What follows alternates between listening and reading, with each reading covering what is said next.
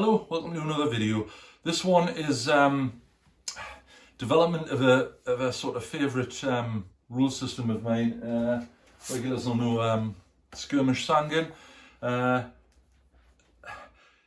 bit of history on these rules. They were developed, well, sometime after 2010. I came across them with speaking to Colin, one of the designers and writers of the game, online, and he put a demonstration of the game and the system on at Salute in 2014, and I was down there at the time. Met him the night before, good night in the pub, really liked the system, it's excellent.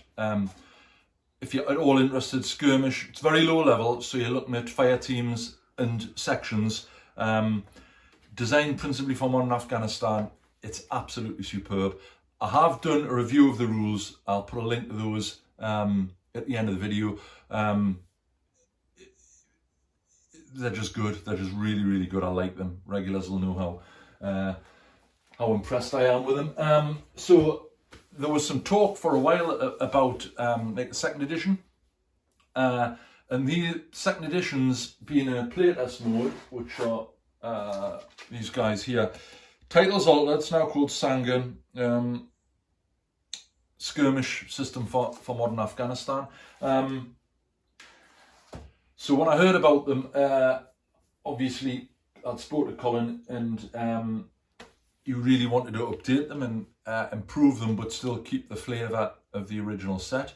And looking at the playtest version, my view is he's certainly done that.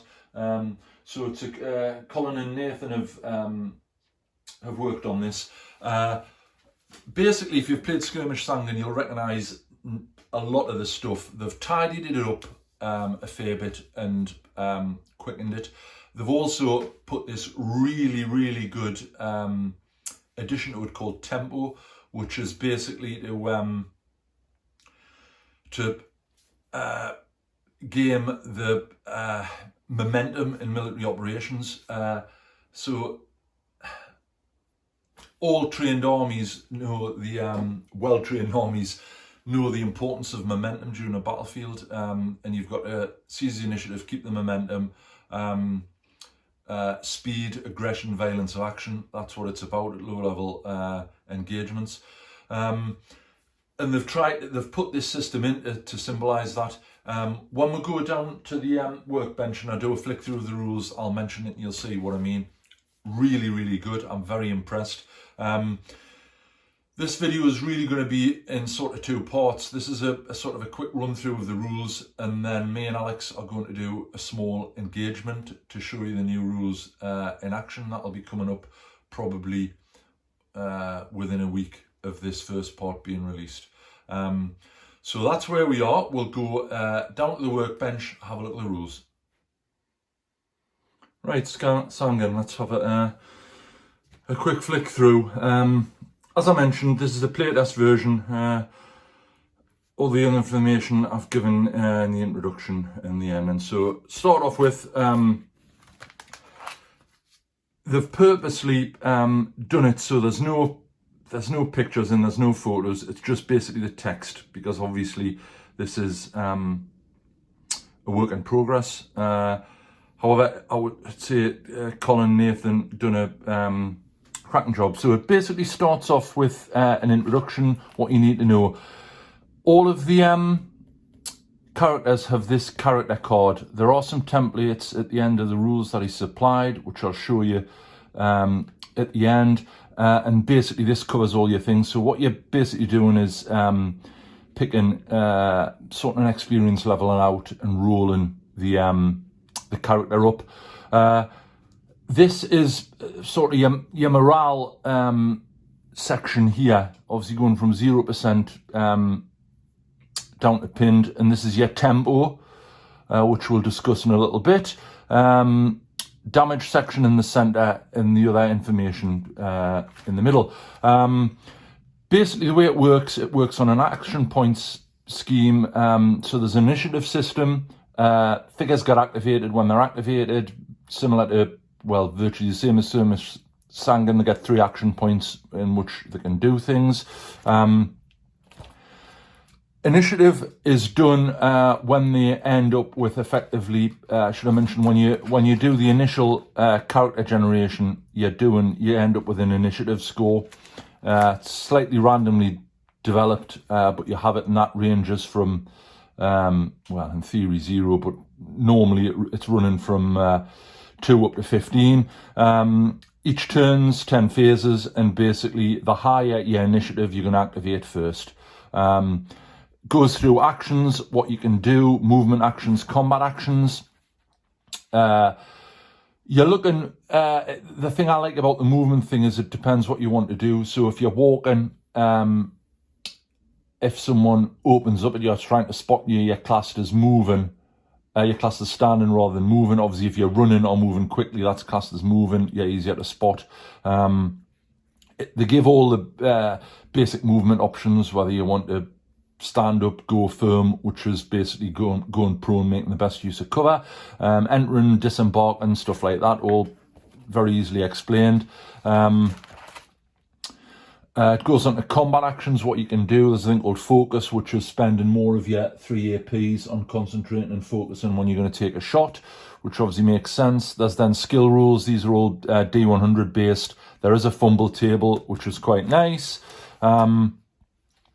Spotting, obviously the figures have got to be spotted before they can be attacked. Again, very straightforward, quite sort of instinctive when you read it. Shooting's the same. It gives, basically, because the figure scale and ground scale are the same, any sort of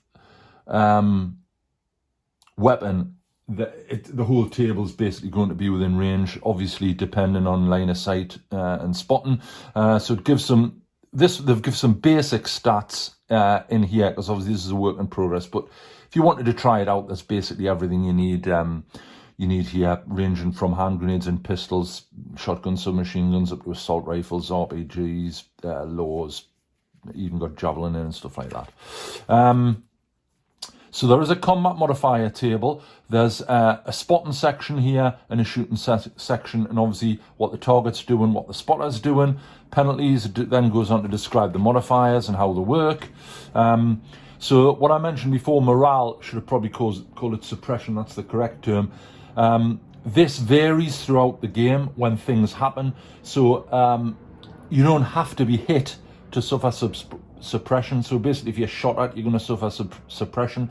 This moves up and down. At the 50% suppression mark, you go firm, and obviously at 100% you're pinned. There are methods to recover suppression. You get an automatic recovery at the end of the turn, and then there's things you can do to help with that. Then goes on to hitting your target, what you've got to do. There's fire powers, which are D10. You're rolling these, and basically that's causing your wounds, which run from 1 to 12, and obviously they go up the table, and that affects your suppression. So if you've got 6 wounds, you're going to be on 60% suppression. All very sensible, and it works really well.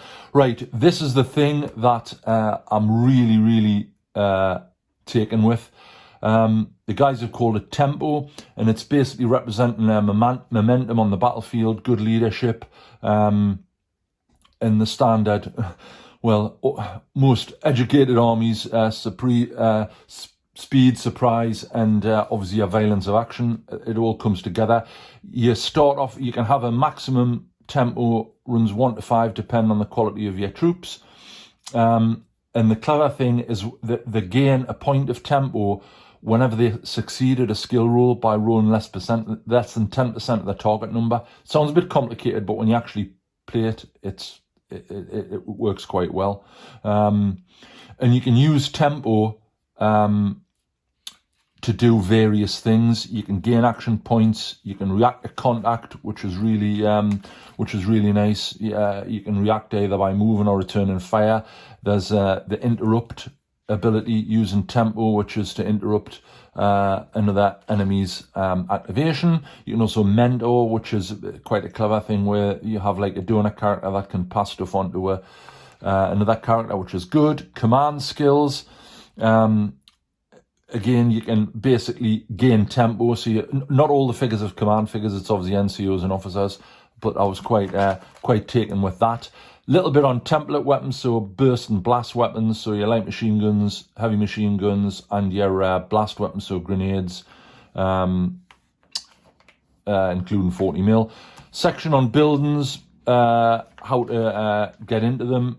Building assault, CQB, melee. Again, really straightforward, quite taken with it. Goes into this in quite a bit of detail, stacking up before you make entry. CQB section's probably the largest in this playtest rules, but they work really well. There's a little bit on target reference points, which is useful. What you can get onto then is character creation. Now, you can do this. There are points. They have included points, because regulars will know I'm not a big fan of points. Me and Alex don't use them at all. However, they're there if you want them. The nice thing about this, very narrative based, so you can create a fire team or a couple of fire teams, name them, and follow them through the various scenarios, and it becomes quite personal. We've played games where sort of one player's had one character, and it can become quite interesting. Tells you how to do that. There's basically modifiers to your skills depending on how the quality of the troops, running from civilians, novice, average, veteran, elite. There's templates that he includes, little section on building your first character, which is quite useful. How to create a force if you want to. It then goes into, obviously because it's Afghan based, it goes into specific forces for ISAF and obviously the Taliban. These are the templates I was mentioning at the beginning. You do get blank ones that you can fill in, which is what me and Alex have done. I'll show you one of those if you bear with me. Bear with me a second.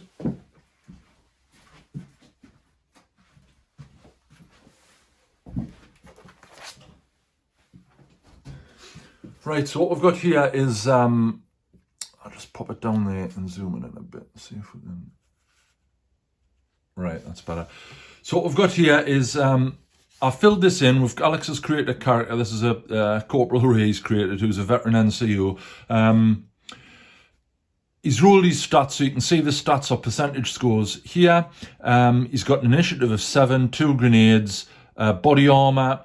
He's got a rifle, which is obviously an SE-80. The rest is blank.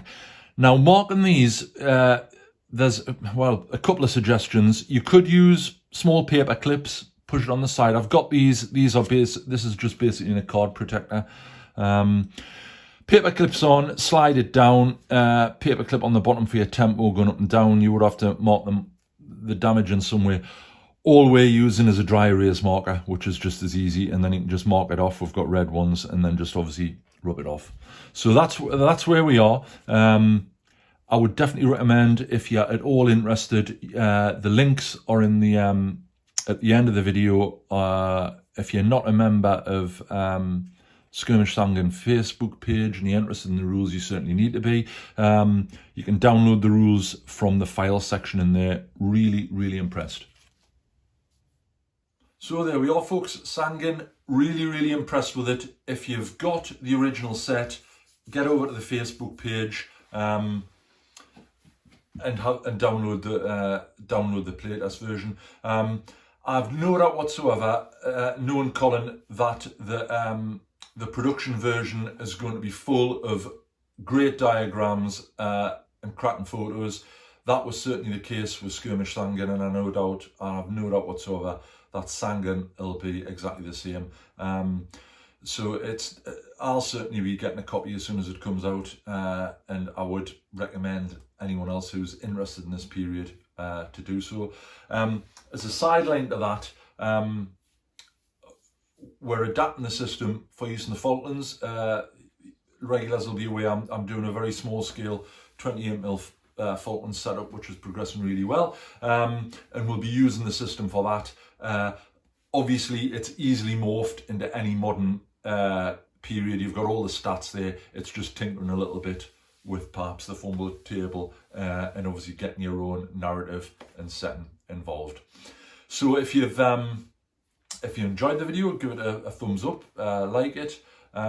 Subscribers, if you're not a subscriber, think about subscribing. You can do that from the main channel page. Alternatively, at the end of the video, you can click on the Empress 28mm British Infantry button, which is at the bottom right hand corner. So what's next? I'm progressing really well with the 28mm Falcons terrain. I'll be doing a video on that. I've just about finished the 50 caliber position, and I've been doing that bit of driftwood rock formation. After we get that done, me and Alex have made a command decision to kick off the Vietnam project. We've been collecting Empress miniature stuff as well as the Gringo 40s. Alex is going to kindly step up the plate, and he's going to be doing the Viet Cong for Tet initially. I've based me initial squad of Empress Marines, obviously, for Hue. I've done the bases as such, but you'll see that in the video. I've got quite a large collection of unpainted stuff, full collection in North Vietnamese. Alex has got some Gringo 40s Viet Cong. I've obviously got all the Empress Marines, and I've also got the Gringo 40 ones. Haven't got a favourite between either. They're both manufacturers are really nice, really good service of both, and I'm certainly going to be using both. Okay, so that's where we are. Thanks very much again for watching. Thanks for all your support and the questions, and we'll see you soon.